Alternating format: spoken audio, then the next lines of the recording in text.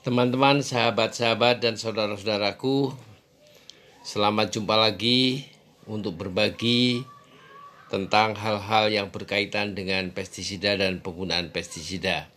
Saya berharap Anda semua berada dalam keadaan sehat walafiat tanpa kurang suatu apa. Pada presentasi kali ini kita akan membahas bahan-bahan yang sama sekali bukan pestisida, tetapi erat sekali hubungannya dengan penggunaan pestisida. Bahan-bahan tersebut adalah surfaktan, perekat, dan penembus.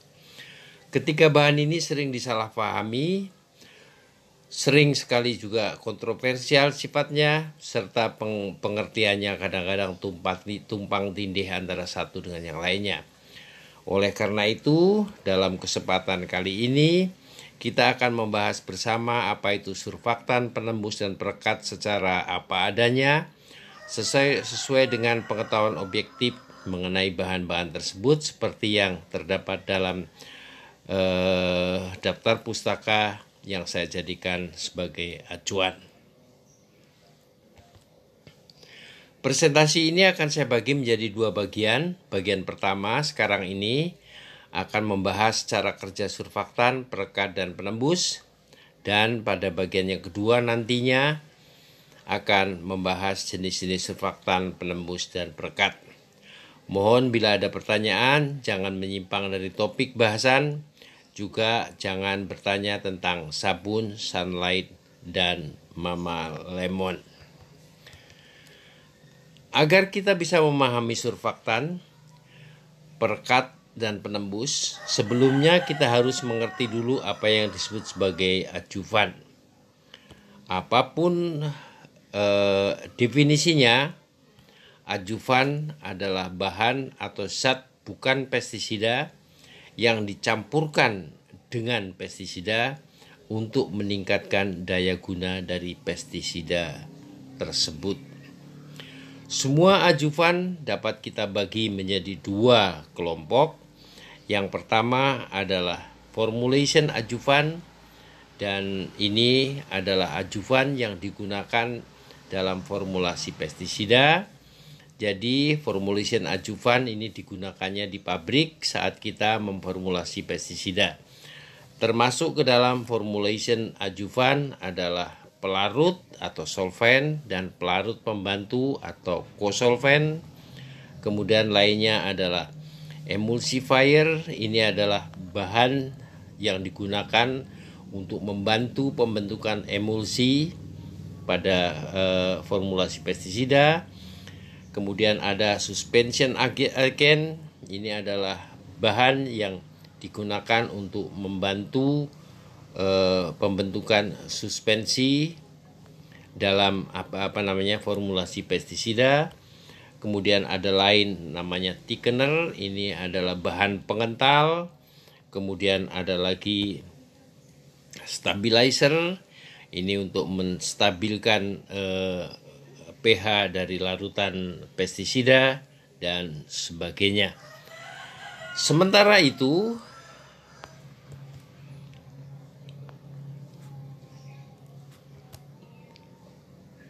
yang lainnya, kelompok lainnya adalah spray adjuvan. Ini adalah adjuvan yang digunakan oleh petani di lapangan saat hendak menggunakan pestisida. Kadang-kadang mereka mencampur dengan adjuvan tertentu, oleh karena itu disebut sebagai spray adjuvan. Dan ini dibagi menjadi dua subkelompok. Yang pertama adalah aktivator adjuvan dan yang kedua adalah spray modifier. Aktivator adjuvan ini seperti namanya adalah bahan-bahan yang digunakan untuk mengaktifkan larutan semprot, dan yang dimaksud dengan aktivator adjuvan adalah surfaktan, kemudian perekat, dan yang ketiga penembus. Sementara kelompok kedua yang disebut sebagai spray modifier atau kadang-kadang juga disebut sebagai spray utility, ke dalamnya termasuk acidifier, ini untuk menurunkan pH larutan semprot. Kemudian Softener untuk mengatur kesadahan air. Kemudian ada lagi compatibility agent. Ini untuk memperbaiki campuran yang sebetulnya kurang kompatibel. Kemudian ada lagi defoamer untuk menghilangkan busa dan lain sebagainya. Kita tidak akan membahas terlebih dahulu ajuvan-ajuvan yang lain, tetapi dalam presentasi ini kita akan membahas 3 pokok yang kita jadikan topik pada hari ini, yakni surfaktan, perekat, dan penembus.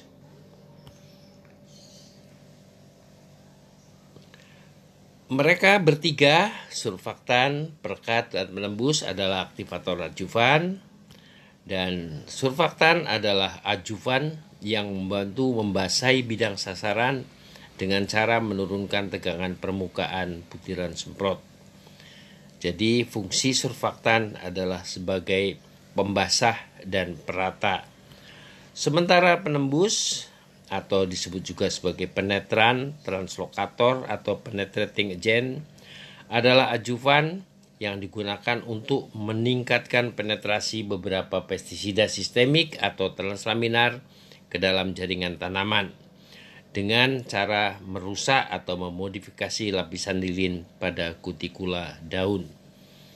Kemudian yang ketiga adalah perekat atau stiker, adalah adjuvan yang digunakan untuk merekatkan pestisida pada bidang sasaran, mengurangi penguapan, dan merupakan pelindung tahan air atau waterproofing. Dalam kenyataan di lapangan, pembagian fungsi ini menjadi rancu karena banyak surfaktan yang berfungsi sebagai penembus dan sebagian surfaktan juga dijual sebagai perekat. Sehingga dalam pengertian umum agak sulit membedakan surfaktan, penembus, dan perekat karena ketiga-tiganya sering sekali tumpang tindih pengertiannya. Sekarang kita akan membahas apakah fungsi utama dari surfaktan.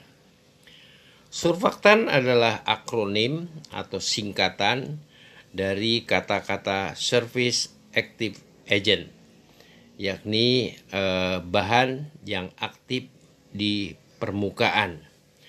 Dalam arti ini, fungsi utama dari surfaktan itu hanya 2. Yang pertama adalah sebagai perata, yakni membantu meratakan butiran semprot pada bidang sasaran dengan cara menurunkan tegangan permukaan butiran semprot.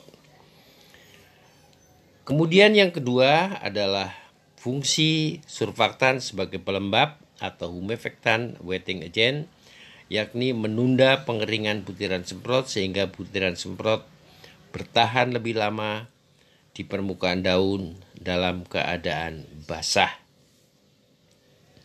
Sekali lagi, di lapangan kadang-kadang kedua fungsi ini juga agak tumpang tindih karena banyak sekali surfaktan yang berfungsi sebagai penembus dan juga sebagai perekat.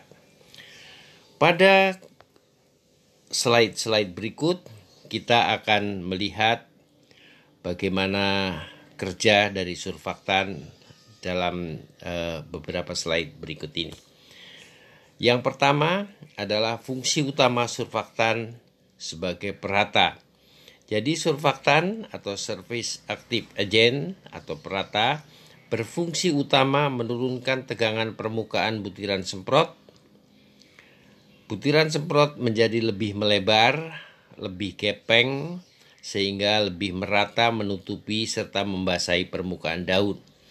Jadi kalau butiran semprot yang disemprotkan oleh sprayer, apalagi yang halus sekali, tiba di permukaan daun, itu biasanya dalam bentuk butiran-butiran kalau tidak dicampur dengan surfaktan. Tetapi kalau ke dalam larutan semprot itu dicampurkan surfaktan, maka butiran semprot itu akan lebih gepeng, lebih melekat, lebih melebar, sehingga mudah menutupi permukaan daun. Kemudian inilah contoh, jadi sebelah kanan ini adalah butiran semprot pada permukaan daun jeruk. Pada sebelah kiri tanpa surfaktan, butiran semprot menempel sebagai butiran-butiran begitu. Kemudian kalau dalam larutan semprot diberi surfaktan, maka penampakannya akan seperti foto yang sebelah kanan. Jadi seluruh permukaan daun jeruk akan menjadi basah. Itulah fungsi utama surfaktan sebagai pembasah dan juga sebagai perata. Jadi ini fungsi utama surfaktan sebagai perata dan pembasah. Kalau fungsi utama surfaktan adalah sebagai perata dan pembasah, maka surfaktan penting sekali digunakan pada penyemprotan dengan butiran yang kecil sekali yang merupakan titik-titik di permukaan daun. Akan tetapi apabila penyemprotan dilakukan seperti, mohon maaf, petani-petani di Indonesia sampai basah kuyup seperti dalam gambar, maka ada satu pertanyaan dari saya, apakah yang seperti ini masih perlu surfaktan? Kita akan menjawabnya nanti. Sekarang fungsi surfaktan yang kedua adalah sebagai pembasah, perata, dan pelekat. Jadi kadang-kadang kalau butiran semprotnya halus sekali, kemudian bahan larutan semprot ini cukup kental, maka sebagian butiran semprot tidak akan segera menempel di permukaan daun, tetapi akan melenting atau dalam bahasa Inggrisnya bouncing, dalam bahasa Jawa disebut mendal, tidak langsung menempel di permukaan daun. Tetapi kalau dalam larutan semprot diberi surfaktan, maka begitu menempel di daun, dia langsung akan melebar, lebih rata dan menempel dengan baik di permukaan daun. Kemudian contoh lain dari fungsi dari surfaktan sebagai perata dan pembasah, ini terutama pada daun-daun yang mempunyai bulu-bulu daun seperti yang terlihat dalam foto, sehingga butiran-butiran semprot yang kecil sekali ini tidak sampai ke permukaan daun tetapi akan menempel di ujung-ujung rambut daun. Itu terjadi apabila larutan semprot tidak dicampur, tidak diberi, tidak dibantu dengan pembasah. Akan tetapi kalau larutan semprot dibantu dengan pembasah, maka larutan semprot akan langsung mengalir ke bawah sehingga akan menempel dengan lebih baik di permukaan daun. Kemudian fungsi lain dari surfaktan sebagai pembasah atau pelembab. Jadi surfaktan akan menunda pengeringan butiran semprot, mencegah terjadinya kristalisasi bahan aktif sehingga butiran semprot lebih lama berada di permukaan daun dalam keadaan basah. Jadi dalam gambar yang ada di slide kita lihat bahwa yang sebelah kanan itu kalau butiran semprot pada daun sudah mengering, airnya sudah menguap, maka yang tertinggal adalah tinggal kristal-kristal bahan aktif di permukaan daun. Dan kristal-kristal bahan aktif ini tentu saja tidak akan bisa meresap ke dalam daun. Karena pestisida-pestisida seperti pestisida sistemik atau translaminar hanya akan diserap oleh daun manakala bahan aktif tersebut masih berada dalam keadaan basah. Kalau sudah kering, dia sudah berupa kristal-kristal halus bahan aktif, tidak lagi bisa diserap oleh daun tanaman. Yang gambar sebelah kiri adalah butiran semprot yang diberikan surfaktan padanya, jadi lebih lama basah sehingga penyerapan oleh daun akan lebih maksimal. Kemudian beberapa surfaktan seperti saya katakan sebelumnya kadang-kadang juga berfungsi sebagai penembus. Jadi Surfaktan tertentu itu meningkatkan penyerapan herbisida, terutama dengan membantu melarutkan sebagian lapisan lilin pada kutikula daun. Kemudian beberapa surfaktan mempengaruhi secara langsung penyerapan pestisida, terutama herbisida dalam jaringan daun, dengan merubah viskositas dan struktur kristal lilin pada permukaan daun sehingga lebih mudah ditembus oleh herbisida.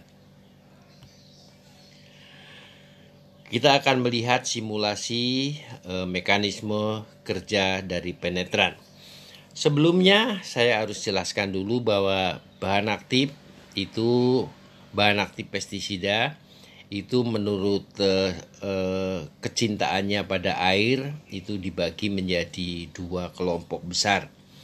Ada bahan-bahan aktif yang suka air. Ini terutama adalah bahan-bahan aktif yang diformulasi dalam bentuk larutan dalam air atau dalam bentuk WP misalnya. Kemudian ada lagi bahan-bahan aktif yang lebih menyukai atau lebih berkarakter seperti minyak. Dan ini dia tidak suka pada air, dia lebih suka pada minyak. Nah, lapisan lilin di permukaan daun, semua daun mempunyai lapisan lilin, ditutupi oleh lapisan lilin di luarnya, ada yang tebal, ada yang tipis. Lapisan lilin ini berfungsi penting untuk melindungi seluruh tumbuhan dari penguapan air yang berlebihan. Apabila lapisan lilin ini rusak, air dalam jaringan tumbuhan akan cepat menguap dan tumbuhan bisa menderita kekurangan air. Tumbuhan akan layu dan kalau keterusan tumbuhan bisa mati. Nah, surfaktan tertentu, tidak semua, ternyata dapat merusak lapisan lilin ini. Sifat sebagian surfaktan yang mampu merusak lapisan lilin ini dimanfaatkan dalam aplikasi herbisida. Sekali lagi, dalam aplikasi herbisida untuk merusak lapisan lilin gulma agar herbisida lebih mudah menembus lapisan lilin tersebut. Hal ini benar terutama untuk herbisida-herbisida yang bersifat hidrofil atau herbisida-herbisida yang bersifat seperti air. Mekanisme kerjanya akan kita gambarkan sebagai berikut. Ini adalah herbisida yang bersifat lipofil, yang bersifat lebih seperti minyak begitu. Kalau dia mendarat di permukaan daun, dia akan dengan cepat menembus lapisan lilin karena lapisan lilin juga bersifat seperti minyak. Jadi herbisida yang lipofil meskipun tidak menggunakan penembus, dia akan cepat menembus lapisan lilin karena keduanya sama-sama bersifat seperti minyak. Kemudian contoh ini adalah contoh dari bahan aktif herbisida yang lebih bersifat seperti air. Jadi dia tentu akan agak sedikit kesulitan dalam menembus lapisan lilin karena sifatnya yang seperti air. Jadi menolak minyak. Jadi dia akan lebih sulit menembus lapisan lilin, tetapi sesudah menembus lapisan lilin dia akan biasa langsung ke bawah seperti halnya pada herbisida-herbisida yang lipofil. Dan perhatikan baik-baik, yang ketiga ini adalah herbisida-herbisida yang bersifat hidrofil tetapi sudah diberi surfaktan. Jadi seperti ini, hidrofil dengan penembus. Jadi butiran semprot akan menempel di permukaan daun, kemudian surfaktan akan merusak lapisan lilin, dan sesudah lapisan lilin rusak, maka herbisida akan lebih mudah menembus ke dalam daun dibandingkan kalau tidak menggunakan penembus.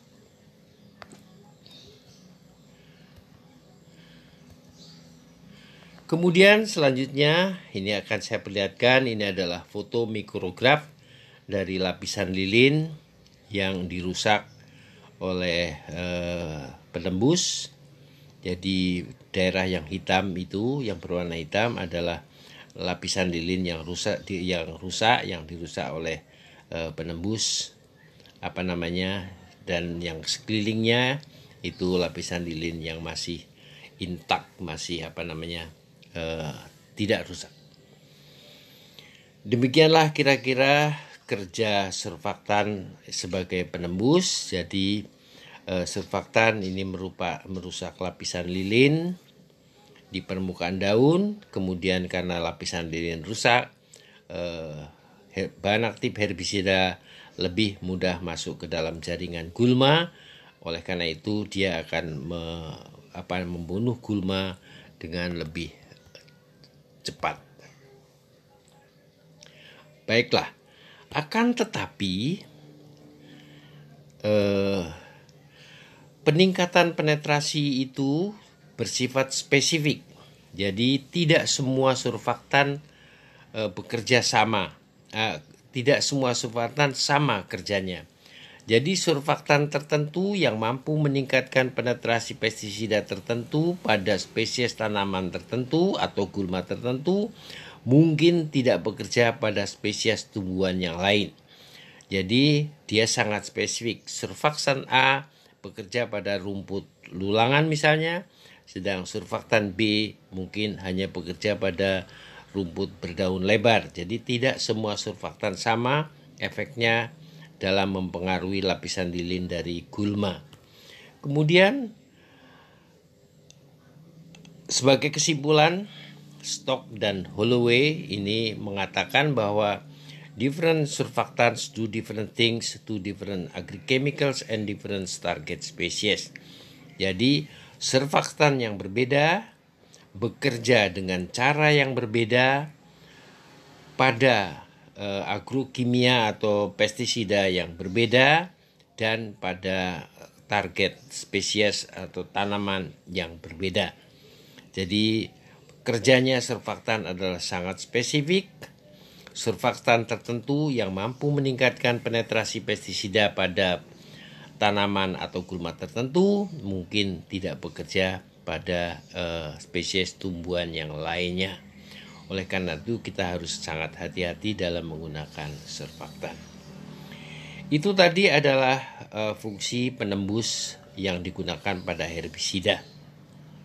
Tapi kita harus hati-hati, ada peringatan tertentu dari beberapa sumber yang saya kutip di sini 2 sumber saja, yaitu penelitian menunjukkan adanya perubahan lilin epikutikula pada daun kacang tanah sebagai akibat penggunaan adjuvan polyglycol ester. Lilin menjadi lebih berstruktur seperti amorf daripada struktur kristal pada daun yang normal. Jadi kasarnya ini polyglycol ester ini dapat merusak lapisan lilin pada daun kacang tanah. Ini contoh yang kedua saya ambil dari penelitian yang dilakukan oleh Tamura dan Bukovac. Ini penelitian lain menunjukkan adanya pelarutan lilin pada epikutikula pada daun tomat dan brokoli oleh surfaktan non-ionik oktilfenol oksipolietonol, dan data ini menjelaskan beberapa kasus fitotoksik yang disebabkan oleh surfaktan yang ditambahkan pada penyemprotan pestisida. Jadi surfaktan ini oktilfenoksipolietonol itu dapat merusak lapisan lilin pada daun tomat dan brokoli, dan tentunya kalau disemprotkan pada tomat dan brokoli, surfaktan ini akan merugikan tanaman tomat dan brokoli tersebut.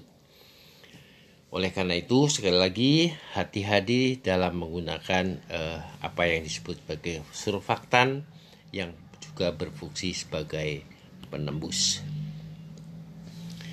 Kita akan membicarakan sekedarnya mengenai stiker. Jadi stiker meningkatkan daya lekat butiran semprot pada bidang sasaran, kemudian membantu mengurangi penguapan butiran semprot dan melindungi butiran semprot agar tidak mudah terbasuh oleh air hujan dan sebagainya. Tidak ada masalah dengan hal itu, akan tetapi ada sedikit keterangan yang saya ambil dari tulisan Reinhold dan Jenkins. Stiker membantu merekatkan insektisida dan fungisida yang diformulasi sebagai wettable powder atau WP dan suspension concentrate atau SC. Akan tetapi stiker tidak menambah daya lekat emulsifiable concentrate atau EC. Jadi kalau EC seyogianya tidak perlu menggunakan stiker. Tetapi kalau Anda akan menggunakan juga ya tidak apa-apa, tetapi tidak banyak keuntungannya menggunakan stiker pada formulasi EC. Sebelum mengakhiri presentasi pertama ini, saya akan memberikan saran. Yang lain-lain nanti kita bicarakan pada presentasi selanjutnya, yakni mengenai jenis-jenis surfaktan dan sebagainya. Tetapi sebelum kita mengakhiri presentasi yang ini, saya berikan saran, sebelum menggunakan surfaktan dan atau penembus, baca baik-baik aturan pakainya pada label kemasannya. Jadi untuk dicampur dengan apa, herbisida atau fungisida atau insektisida, juga untuk tanaman apa, berapa takarannya, dan ikuti takaran aplikasi dengan ketat. Jangan menggunakan ilmu kira-kira dan juga jangan berlebihan. Sekian dulu presentasi kali ini. Kita akan bertemu lagi pada presentasi kedua mengenai jenis-jenis surfaktan dan juga jenis-jenis penembus. Terima kasih atas perhatian Anda. Sampai jumpa di lain kesempatan.